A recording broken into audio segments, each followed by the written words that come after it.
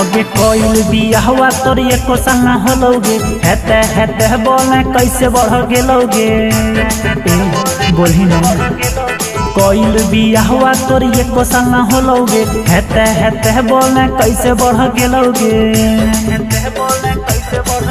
अगे लागो हो ऊपर दबा के नीचे ठेलोगे हेरे नैहर के बेला रोटी ससुरा में फुलो रे बुझले नैहर के बेला रोटी ससुरा में फुलो रे हेगे कोइल बिया हुआ तोर एको साल ना होलोगे हेते हेते बोलने कैसे बढ़ गेलोगे बोली ना कोइल बिया हुआ तोर एको साल ना होलोगे हेते हेते बोलने कैसे बढ़ गेलोगे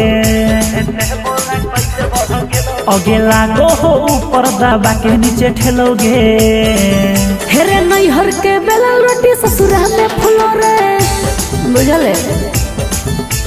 नैहर के बेला रोटी ससुरा में फुलो रे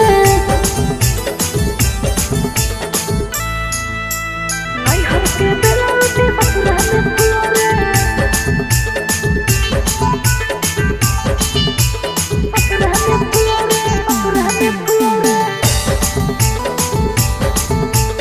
नैहर के बेला रोटी ससुरा में फुलो रे पहली कुंवारे में तो छोड़ी बड़ी भूल गे यही से गेलो सामान दोनों झूल गे भतर से हमारे छौड़ा भर नहीं मन रे यरवे डाले कड़ाही में जो रन रे लागो सैया तोर नहीं छोड़ी साया कबो खोलोगे हेरे नैहर के बेला रोटी ससुरा में फुलो रे छौड़ा नैहर के बेला रोटी ससुरा में फुलो रे नैहर के बेला रोटी ससुरा में फुलो रे ससुरा में फुलो रे ससुरा में फुलो रे नैहर के बेला रोटी ससुरा में फुलो रे नैहर में खूब बजौल ही छोड़ी बजागे सट सट लेनी हो सुरजा से मजागे खूब लेनी हाँ